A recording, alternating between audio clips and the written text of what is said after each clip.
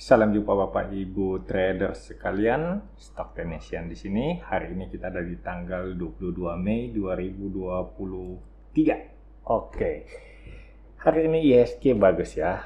Di chart kita lihat ini ada plus 0,43%. IHSG sedang menguji trend line yang warna kuning ini. Jadi ini trend line yang warna kuning ini adalah trend line yang cukup panjang ya. Ini saya buatnya sejak 17 Mei 2022, itu saya tarik ke atas gitu ya.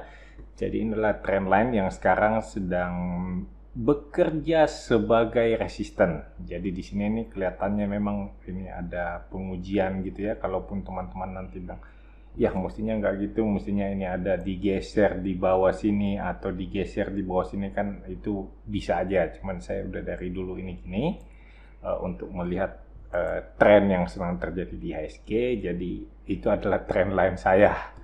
Nah, yang di sini saya anggap sebagai whipsaw aja, itu hanya selintas tes gitu, uji nyali gitu ya. Tapi ternyata IHSG masih balik. Kalau umpamanya ya, seandainya kali ini IHSG tidak bisa naik, mungkin saya akan merevisi trend line ini karena trend line-nya udah nggak akan valid lagi ya. Saya anggap tidak bekerja lagi gitu, udah patah karena setelah 3 kali pengujian. Dan ini IHSG di sini, kalau IHSG turun lebih dalam lagi, sudah trend line ini udah tidak valid lagi. Itu akan saya lakukan modifikasi lagi. Saya akan merubah trend line yang saya gambar untuk IHSG.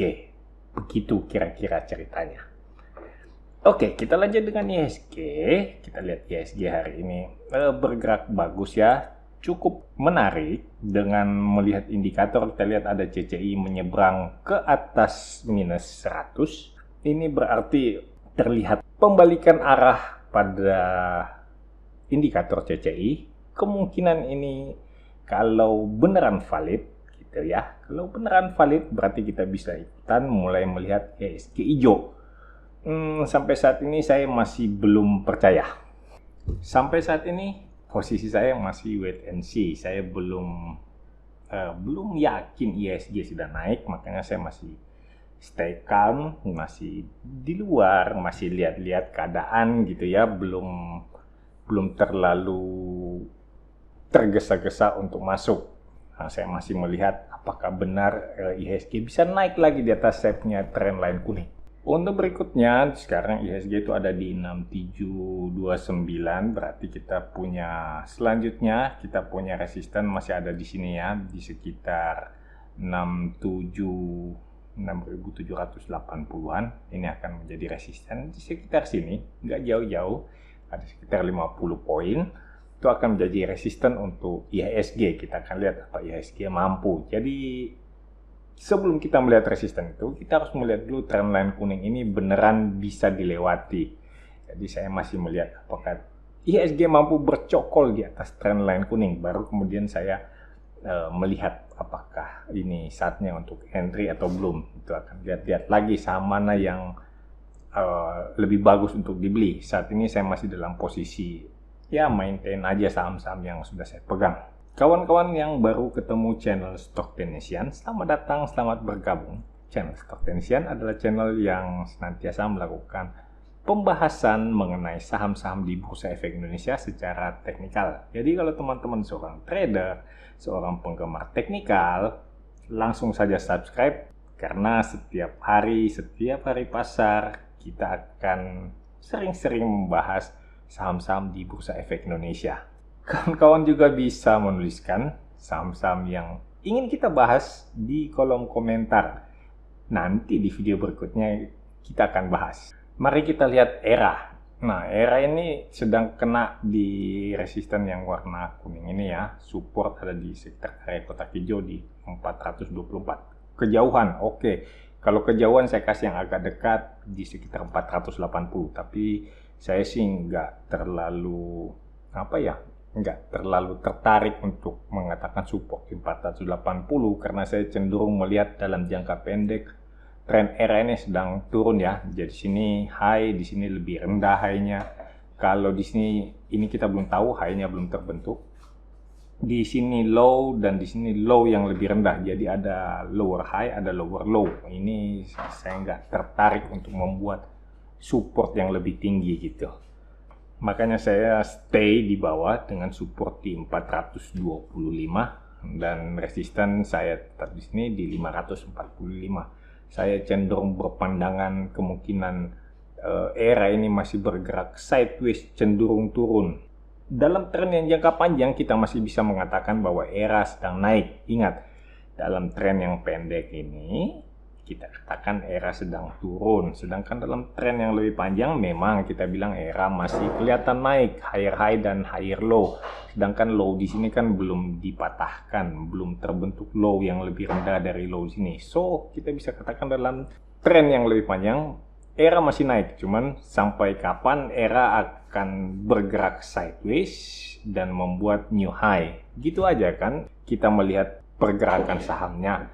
Kalau saya melihat seperti ini, ya saya udah katakan ini, saya katakan lebih memilih untuk mengatakan sideways, tapi cenderung turun karena ada tren turun di jangka pendeknya. Semoga aja ini berhasil mencapai resisten kotak merah di 545 atau bahkan bisa menembus area 600 gitu di atas ini kan, supaya lebih kelihatan tren naiknya sudah kembali.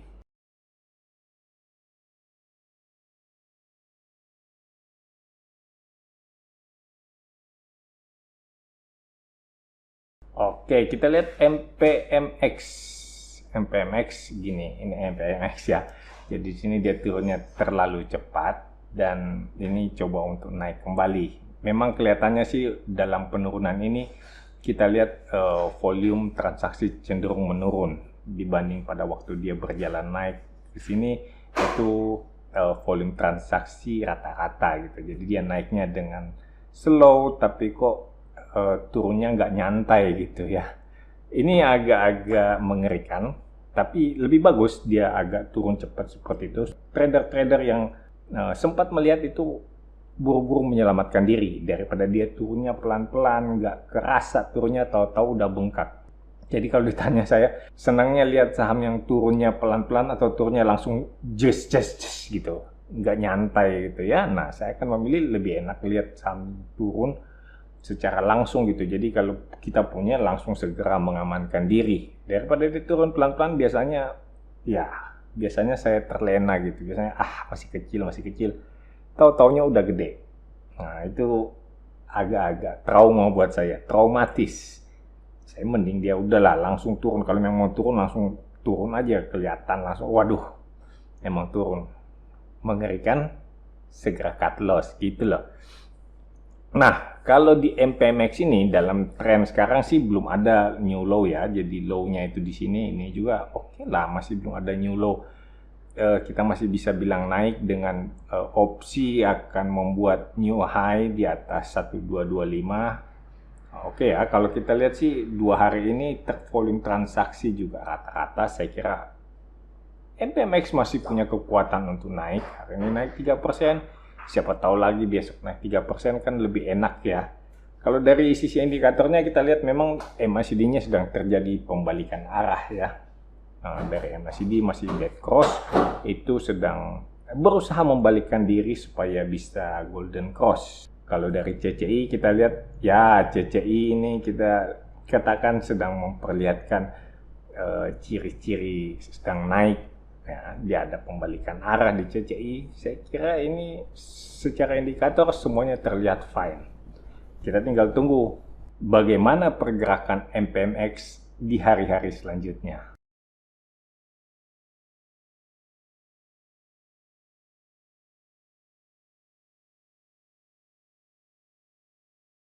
Kita lanjut dengan ASIS. Saya dalam 1 bulan terakhir ini kayaknya udah beberapa kali bahas ASIS ini dan ya bisa dimaklumi karena ASIS-nya itu sedang bergerak naik, jadi akan ada banyak orang yang mengikuti dan itu tercermin dari request atau saham-saham yang ditulis di kolom komentar saya itu. Ada beberapa, saya kurang ingat apakah orangnya berbeda atau enggak, tapi ada beberapa yang komentar ASIS dan itu mencerminkan banyak yang sedang ikutan di SS. Itu lebih bagus kan, berarti memang sahamnya uptrend, teman-temannya ikutan di saham uptrend, dan itu membahagiakan gitu. Melihat oke, ternyata memilih saham yang uptrend itu udah menjadi suatu kebiasaan, dan bagus-bagus banget gitu ya. Selanjutnya kita lihat SS ini. Kemarin candlenya merah, satu candle terakhir kemarin ya. Di sini ini candlenya warna merah, volume juga tinggi, tapi dari candle merah tersebut kita lihat ada new high. Sekarang pun warnanya hijau, new high lagi ya. Jadi ini terus-terusan membuat new high. Artinya ada tren positif untuk SS. Saya melihat di area kotak kuning di sekitar 630 sampai 650 itu adalah area resisten yang mungkin bisa menghalangi atau menghambat pergerakan SS.